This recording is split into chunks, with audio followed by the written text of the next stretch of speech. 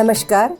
ગુજરાત વિશ્વકોશ ટ્રસ્ટની શ્રી ભદ્રંકર વિદ્યાદીપક જ્ઞાન વિજ્ઞાન વ્યાખ્યાન શ્રેણી અંતર્ગત અત્યાર સુધીમાં લગભગ 300થી વધારે વ્યાખ્યાનો યોજાઈ ગયા છે.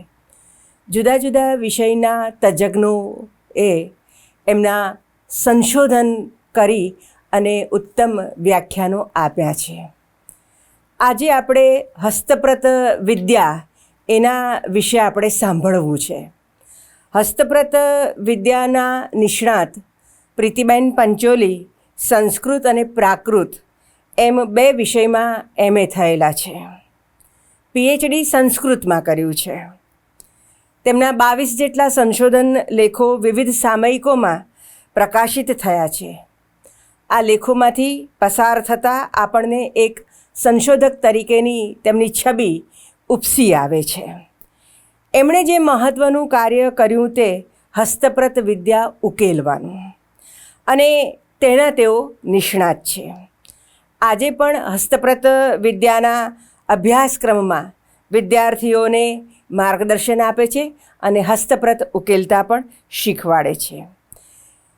સેમિનારમાં અભ્યાસપૂર્ણ લેખ તૈયાર કરીને તેને તેઓ પ્રસ્તુત કરે છે. તેઓએ રસિકા ઇન ધ વેદાસ, હિમાલય, દેવભૂમિ, તપોભૂમિ, સૂર્યસુક્ત અને અવિરત વિદ્યા યાત્રા નામે પુસ્તકો લખ્યા છે. હાલ તેઓ ભોજે અધ્યયન સંશોધન કેન્દ્રના માનદ નિયામક તરીકે સેવા આપે છે. તેઓ Pandit Vadilal Shivram Nayak medal, Narsinhrao Bholanath Divetia Sanskrit prize, Kasturbhai Lalbhai gold medal વગેરેથી સન્માનિત થયા છે. આકાશવાણી ઉપર અમૃતધારા અંતર્ગત રેડિયો ટોક પણ તેમણે આપી છે. આવો આપણે પ્રીતિબેનને વર્તમાન સમયમાં હસ્તપ્રતનું મહત્ત્વ એ વિશે સાંભળીએ. નમસ્કાર.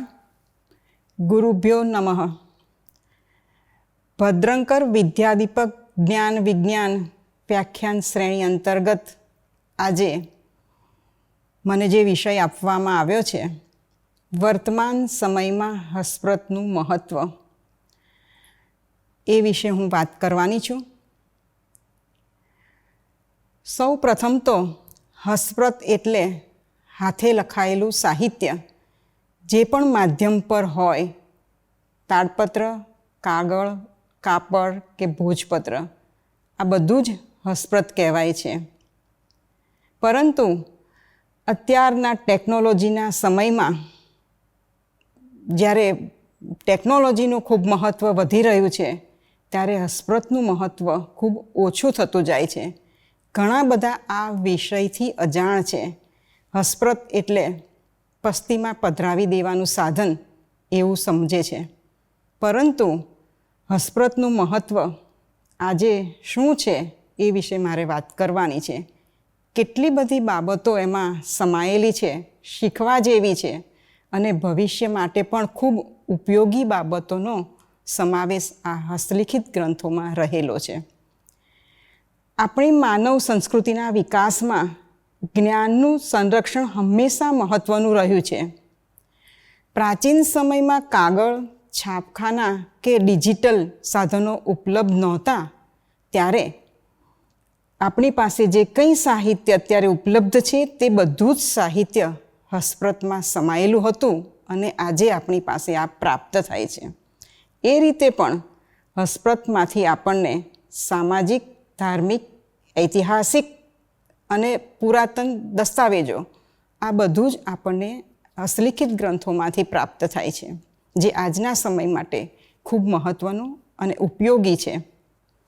આજના સમયમાં માનવ જે ટેકનોલોજી પર નિર્ભર બન્યું છે, માહિતી એક ક્લિકમાં ઉપલબ્ધ થાય છે, પરંતુ માહિતી કેટલી વિશ્વસનીય એ એક પ્રશ્નચિહ્ન છે. આવા સમયમાં હસ્તપ્રતો ચોક્કસ અને પ્રમાણિત માહિતીના સાક્ષી બની શકે છે. હસ્તપ્રતમાં લખાયેલા વાક્યો, ચિહ્નો અને ચિત્રો તે સમયના સામાજિક જીવન વિશે અગત્યની માહિતી આપે છે. દાખલા તરીકે વેદ, પુરાણ, ઉપનિષદો, જૈન ગ્રંથો, બૌદ્ધ ગ્રંથો અને રાજકીય દસ્તાવેજો, આ બધું જ આજે આપણને એટલા માટે જાણી શકાય છે કેમ કે તે હસ્તપ્રત રૂપે સચવાયેલું છે. હસ્તપ્રતનું મુખ્ય મહત્ત્વ ઇતિહાસ અને પરંપરાને સાચવવાનું છે. આપણા પૂર્વજોના વિચારોથી પણ આપણે માહિતગાર થઈએ છીએ.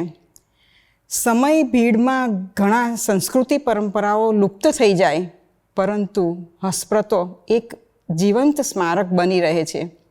પ્રખ્યાત કવિઓ, લેખકો અને સંતો દ્વારા લખાયેલી હસ્તપ્રતો એ તો સાહિત્યનો ખજાનો છે. કબીર સાહેબ કહો, નરસિંહ મહેતા કહો, મીરાબાઈ, દયારામ વગેરેની રચનાઓ આજે સચવાયેલી છે અને ઇતિહાસકારો અને સંશોધકો માટે વિશેષ સંપત્તિ ગણાય છે. હસ્તપ્રતો વિજ્ઞાન અને જ્ઞાનના વિકાસમાં પણ ક્રાંતિકારી સાબિત થઈ છે. પ્રાચીન આયુર્વેદિક ગ્રંથો કે જેમાંથી આપણને ઘણી બધી માહિતી પ્રાપ્ત થાય છે. આયુર્વેદમાં રહેલા ઔષધિ વિશેના પ્રયોગો, દવાઓ વગેરે આજે તેમજ ઇજનેરી ક્ષેત્રની તમામ નકશાઓ પણ આપણને મળે છે. એટલે માત્ર ઇતિહાસ જ નહીં પણ ભવિષ્યના સંશોધકો માટે ઉપયોગી માહિતી હસ્તપ્રતોમાંથી પ્રાપ્ત થાય છે. હસ્તપ્રતનું મહત્ત્વ માત્ર માહિતી સુધી જ મર્યાદિત નથી, તેમાં કલા પણ સમાયેલી છે. કેલિગ્રાફી, સુલેખન પદ્ધતિ, રંગ, શાહી વગેરે અનેક બાબતો સંશોધનની દૃષ્ટિએ પણ એક ઉપયોગી છે. અક્ષરમાં લખાણકારની સંવેદના અને સર્જનાત્મકતા હોય છે. આ કારણે પણ હસ્તપ્રત એક અનમોલ છે. મ્યુઝિયમમાં જાળવવામાં આવેલી હસ્તપ્રતો આપણા સાંસ્કૃતિક વારસાને સાચવી રહી છે. આજના સમયમાં ડિજિટલ સાધનોના વપરાતા પ્રભાવને કારણે હસ્તપ્રત બનાવવાની પરંપરા ઘટી રહી છે. લોકો લખવા કરતાં ટાઈપ કરવાની ટેવથી વધારે જોવા મળે છે. બાળકોને પણ આ જ વસ્તુ વધારે પસંદ છે, પણ તેને કારણે તેમની કલ્પના શક્તિ, એકાગ્રતામાં થોડીક કચાશ જોવા મળે છે. પણ હસ્તલેખનને કારણે યાદશક્તિ મજબૂત બને છે. અભિવ્યક્તિની પ્રક્રિયા પણ વ્યક્તિનિષ્ઠ બને છે. આ બધા કારણોસર પણ શિક્ષણ ક્ષેત્રે હસ્તપ્રતનું મહત્ત્વ વિશેષ રહ્યું છે. ડિજિટલ ફાઇલો, વેબસાઇટ અથવા તો ઈ પુસ્તકો ટેકનિકલ ખામીથી નાશ પામી શકે. હેકિંગ, સાયબર હુમલા આ બધા કારણે પણ માહિતી ગુમ થવાની શક્યતાઓ રહેલી છે. પરંતુ સદીઓ જૂની હસ્તપ્રતો સલામત છે અને પુનઃ સ્થાપિત થઈ શકે, પુનઃ આપણને બધી જ બાબતો પ્રાપ્ત થઈ શકે એવી હસ્તપ્રતોનું આજે વધારે મહત્ત્વ રહેલું છે અને સૌથી વિશ્વસનીય અને ટકાઉ ગણાય. ભારતમાં હસ્તપ્રતોનો ખજાનો ખૂબ વિશાળ છે. રાષ્ટ્રીય ગ્રંથાલય, નાટક અકાદમી કે યુનિવર્સિટીઓ બધી જ જગ્યાએ હસ્તપ્રતો સંગ્રહિત છે. પણ આના માટે વિશેષ આવશ્યકતા આ હસ્તપ્રતો જીર્ણ ન થાય, જીવાતથી ખવાઈ ન જાય એ પણ એક આપણી જવાબદારી બની રહે છે. ટૂંકમાં કહી શકીએ તો હસ્તપ્રતો માનવજાતની વારસાગત સ્મૃતિ છે, આપણા અસ્તિત્વનો પુરાવો છે, જ્ઞાનનો સશક્ત સ્તંભ છે. ટેકનોલોજી કેટલો પણ વિકાસ કરે પણ હસ્તપ્રતનું સ્થાન અદ્વિતીય છે અને અખંડિત રહેશે. આજે જેટલું પણ હસ્તપ્રતોને આપણે સાચવીશું એટલું જ આવનારી પેઢીઓ આપણે આપણા ઇતિહાસ અને સંસ્કૃતિનું સાચું પ્રતિબિંબ આપણે આપી શકીશું. હસ્તપ્રતમાં જે ઐતિહાસિક બાબતો, રાજકીય બાબતો, સાંસ્કૃતિક બાબતો, શૈક્ષણિક બાબતો, કલા આવી જે અનેક બાબતો જે સચવાયેલી છે એ જ હસ્તપ્રતો આપણે ગુજરાતના, ભારતના વિવિધ ભંડારોમાં સંરક્ષિત છે. તો આ હસ્તપ્રતો કઈ, હવે એ જે ઈસવીસન સુધીની બધી જે મારે વાત કરવાની છે કે કઈ હસ્તપ્રતો આપણને સચવાયેલી છે ને કઈ હસ્તપ્રતમાંથી આપણને કયા ચિત્રો, કેવા પ્રકારના ચિત્રો, કેવા પ્રકારની શાહી વગેરે પ્રાપ્ત થાય છે, એ જો થોડી વાત કરું તો હસ્તપ્રતો જ્ઞાન વિજ્ઞાનનો ખજાનો છે. એમાં લેખનની શૈલી જો ગણો, ત્રિપાઠ, પંચપાઠ વગેરે પ્રકારની હસ્તપ્રતો લખવાની જે લેખન શૈલીનો આપણને પરિચય થાય છે. એટલે લેખનકાર જે લખતો એ માત્ર ભાષાને અનુરૂપ કૃતિઓની રચના થતી, પણ પોતાની જે આવડત, પોતાની જે કલા, એનો પણ તેમાં આપણને દર્શન થાય છે. ત્રિપાઠ, પંચપાઠ, આ બધી જે કૃતિઓ લખવી એ પણ એક અઘરી કૃતિ લખવી એ પણ અઘરું એક કામ છે. લહિયાની કલાનો પરિચય એ લેખન શૈલીમાં થાય છે.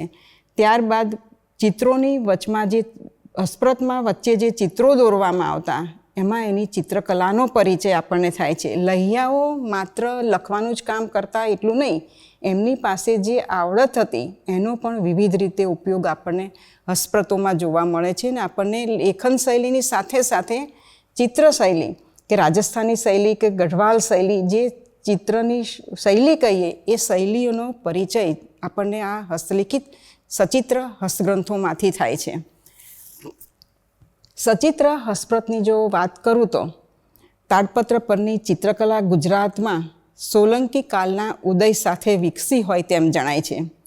એટલે વિક્રમ સંવત 1157 ભૃગુ કચ્છમાં તાડપત્ર પર લખાયેલી નિશીથ ચૂર્ણીની પ્રત, ખંભાતના શાંતિનાથ ભંડારમાંની જ્ઞાતા ધર્મકથા અને બીજા પણ 3 અંગસૂત્રોની ટીકાવાળી વિક્રમ સંવત 1184ની પ્રતમાં મહાવીર સ્વામી તથા બીજા અનેક ચિત્રો આલેખ્યા છે. શ્રી નેમિનાથ ચરિત પણ આ જ ભંડારમાંની વિક્રમ સંવત 1298ની હસ્પ્રત, જેમાં નેમિનાથ અને અંબિકાના સુંદર ચિત્રો જોવા મળે છે. કાગળ પરની સચિત્ર હસ્પ્રતોમાં કલ્પસૂત્રની એક સચિત્ર હસ્પ્રત ઈસવીસન 1415 એમાં મુંબઈની રોયલ એશિયાટિક સોસાયટીમાં જોવા મળે છે. જોનપુરમાં લખાયેલી કલ્પસૂત્રની સુવર્ણાક્ષરી કાગળની હસ્પ્રત પણ ઈસવીસન 1465ની. આ ઉપરાંત કાગળ પરની બાલ ગોપાલ સ્તુતિની સચિત્ર હસ્પ્રત પણ 15મી સદીનો ભાગ ગણી શકાય, જે અત્યારે બોસ્ટન લાઇબ્રેરીમાં યુએસમાં છે. હવે મહાકવિ કાલિદાસના મેઘદૂત, કુમારસંભવ જેવી રચનાઓમાં પણ ચિત્રાલેખન થયું છે. એની હસ્પ્રતમાં નકલ કરનારનું નામ, ગુરુનું નામ, ગચ્છનું નામ, આચાર્ય પરંપરા વગેરે સુંદર નિર્દેશો આપણને મળે છે. હવે મેઘદૂતની નકલ પંડિત ઉદયહર્ષે વિક્રમ સંવત 1726માં આસણી કોટ ત્યાં કરી. કુમારસંભવની સચિત્ર હસ્પ્રત સંવત 1701 અને ઈસવીસન 1644 એમાં લાભકીર્તિ ગણીના શિષ્ય પંડિત હર્ષ સોમે નૌતનપુરમાં તૈયાર કરી હતી. આ માહિતી પ્રાપ્ત થાય છે. હવે ચિત્રકલાની સાથે સાથે લહિયાઓ કે ગ્રંથકાર એમણે જે આપણને આ બધી માહિતી આપી, એ સમયની ઐતિહાસિક પરિસ્થિતિનો આપણને ખ્યાલ આવે છે. આ ઉપરાંત શાક્ત સંપ્રદાયની સચિત્ર હસ્પ્રતોમાં દેવી મહાત્મ્યની પ્રાચીન 15મી સદીની કાગળ પરની હસ્પ્રત વડોદરાની આર્ટ ગેલેરીમાં છે, જેમાં 12 ચિત્રો અને સૂર્યપુર એટલે સુરતમાંથી દેવી મહાત્મ્યની 50 ચિત્રોવાળી એક પ્રત ઈસવીસન 1720માં જોવા મળે છે.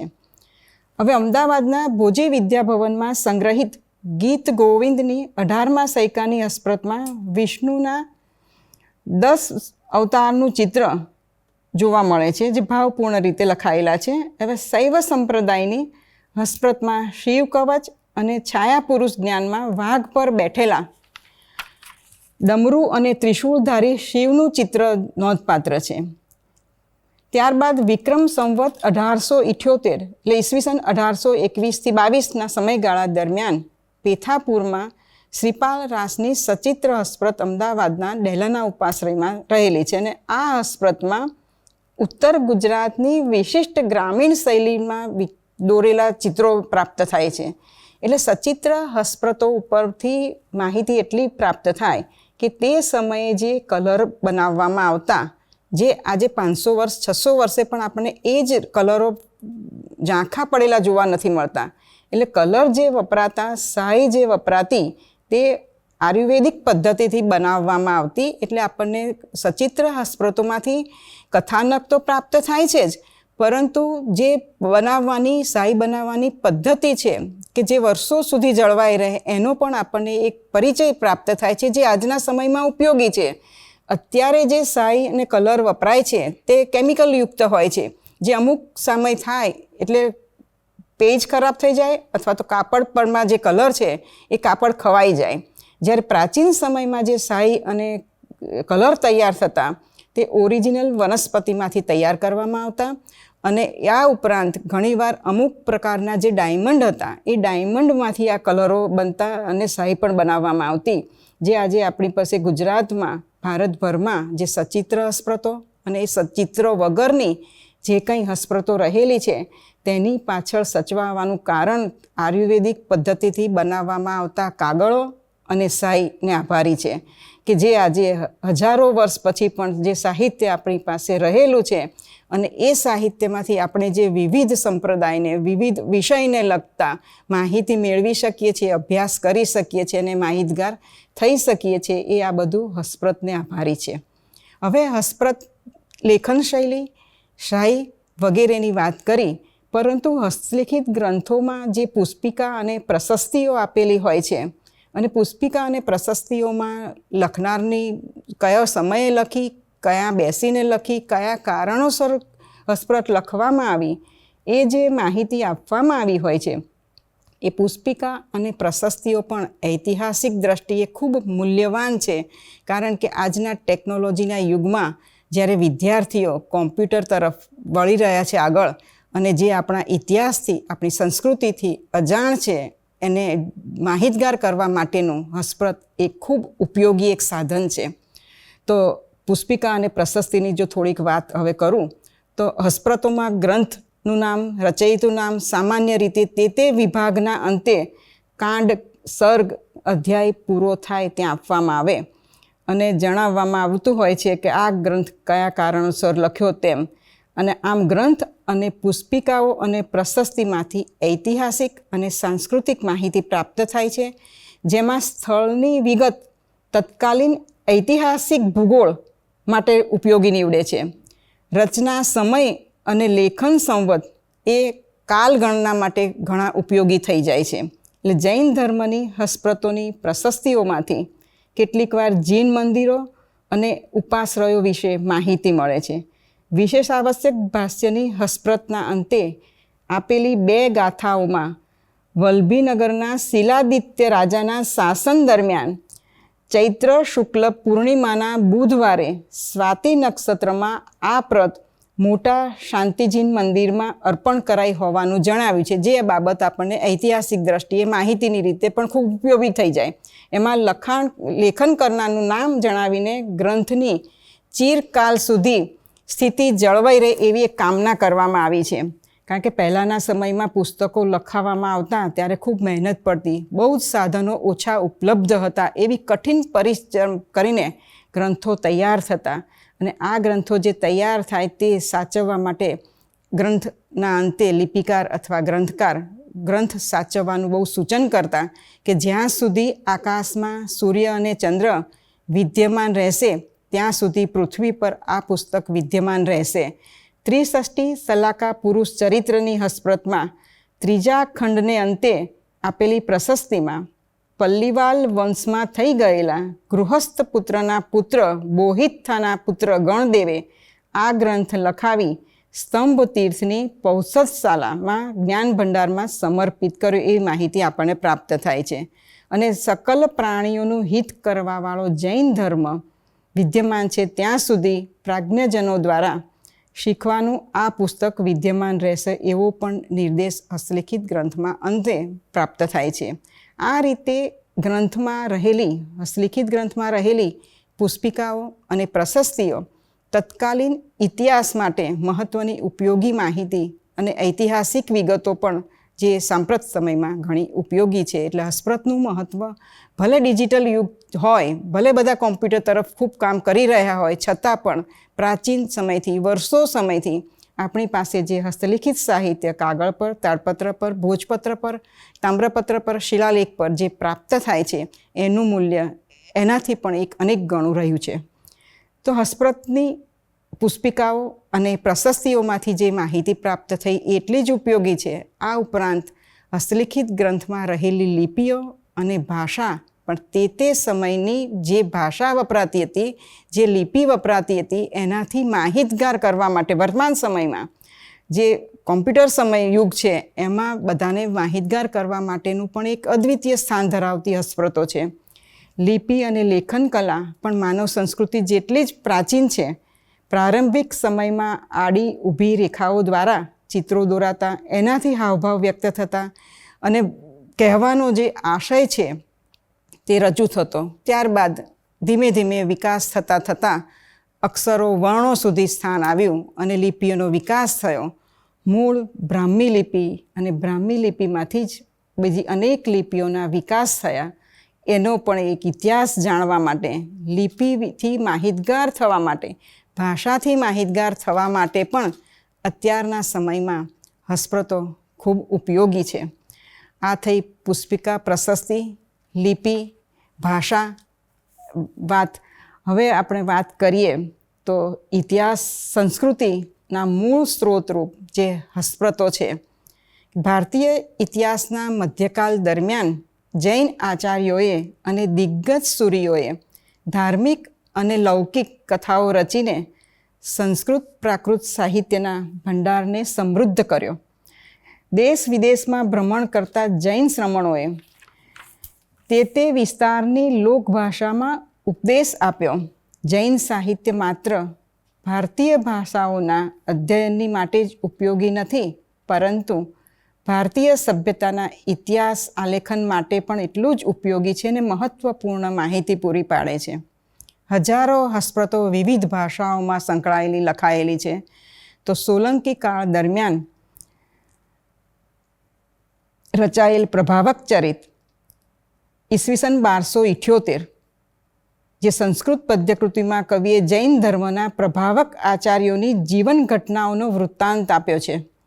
જૈન ધર્મના પ્રભાવક આચાર્યો જેવા કે વીરસુરી, શાંતિસુરી, મહેન્દ્રસુરી, સુરાચાર્ય, અભદેયસુરી, વીરદેવગણી, હેમચંદ્રસુરી જેવા આચાર્યોએ ગુજરાતના ધાર્મિક અને સાંસ્કૃતિક ઉત્કર્ષમાં કરેલ મૂલ્યવાન પ્રદાનને બિરદાવવામાં આવ્યું છે. અને આ જ સમયમાં પ્રસિદ્ધ કવિ સોમેશ્વરે ઈસવીસન 1236માં કીર્તિકૌમુદીની રચના કરી અને જેમાં સંસ્કૃત મહાકાવ્યમાં છેક સોલંકી રાજા મૂલરાજથી ભીમદેવ બીજા સુધી અને વાઘેલા શાખાના અર્ણોરાજથી લઈને ધોળકાના વીર ધવલ સુધીના રાજાઓનો ઇતિહાસ આપ્યો છે. વીર ધવલના મંત્રી વસ્તુપાલનું ગુણોત્કીર્તન કર્યું છે. વસ્તુપાલે શત્રુંજય અને ગિરનારની યાત્રા સંઘ સાથે તેનું રોચક વર્ણન આપ્યું છે.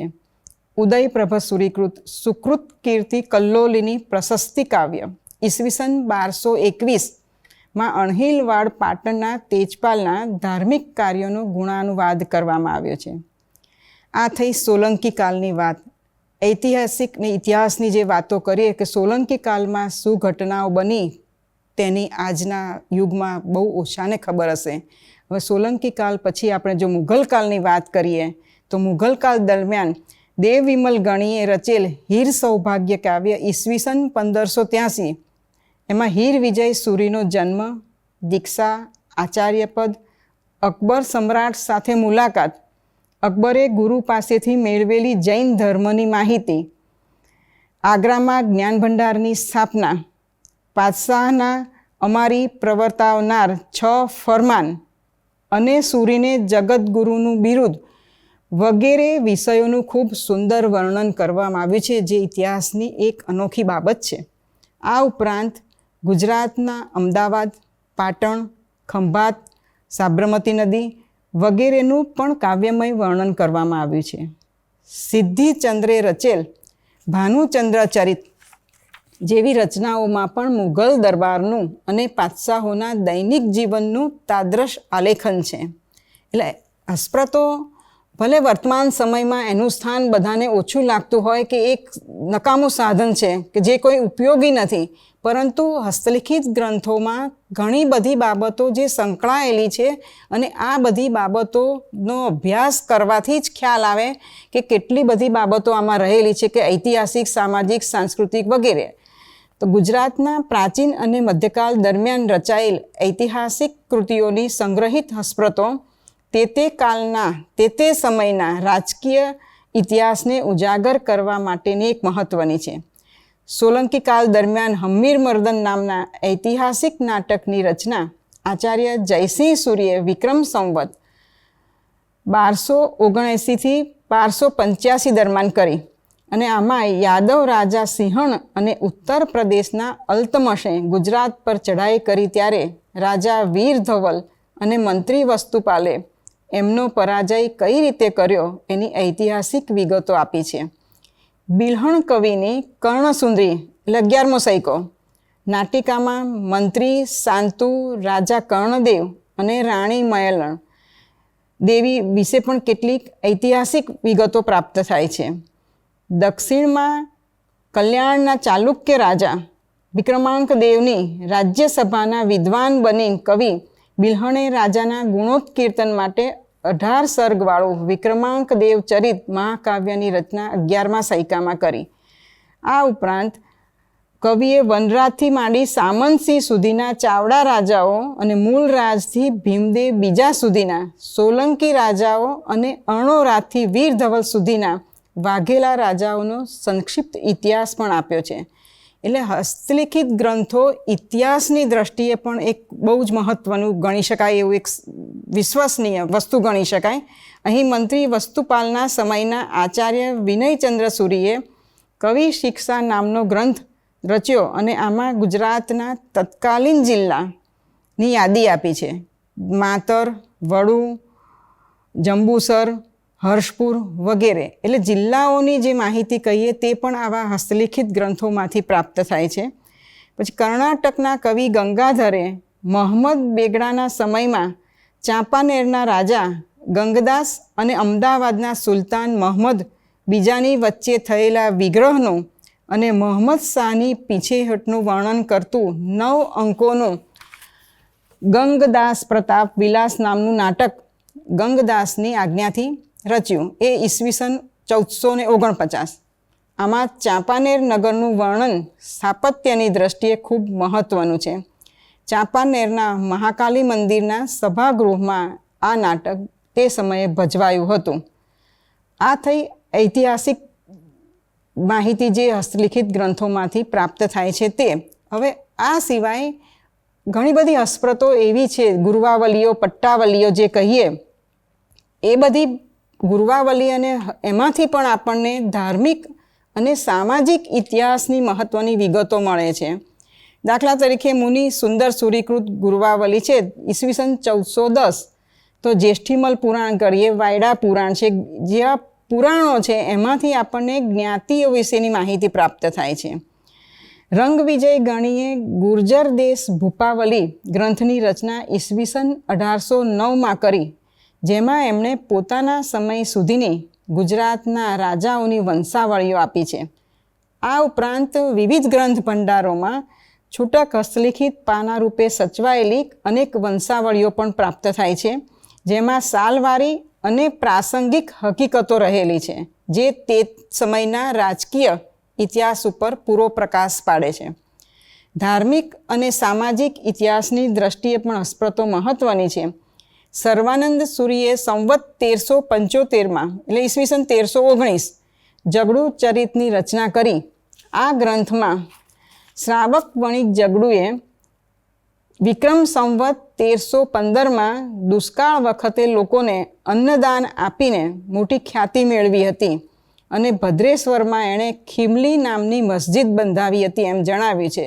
અને આ ઉપરાંત જગડુ શાહનો પરદેશ સાથેનો જે બહોળો વેપાર હતો એનો આપણને પરિચય થાય છે. એટલે વહાણોમાં જે વેપાર ચાલતો અને ઈરાનમાં હોર્મઝ ખાતેના આડતિયા હતા એ માહિતી આ એક હસ્તપ્રતમાંથી પ્રાપ્ત થાય છે. સોલંકી કાળ દરમિયાન ગુજરાતમાં ભરૂચ, ખંભાત, સોમનાથ, માંડવી, ભદ્રેશ્વર, ઘોઘા જેવા વિકસિત બંદરો હતા અને સોલંકી કાળના પ્રસિદ્ધ કવિ સોમેશ્વરના કીર્તિ કૌમુદી ગ્રંથમાં વાઘેલા રાણા વીર ધવલના સમયમાં થયેલા વસ્તુપાલ મંત્રીએ સ્તંભ તીર્થનો વિકાસ કર્યો અને વેલાકુલ કરણમાં સુધારા કર્યા, તેમજ ખલાસીઓને પ્રોત્સાહન આપ્યું. આ માહિતી આ પ્રતમાંથી પ્રાપ્ત થાય છે.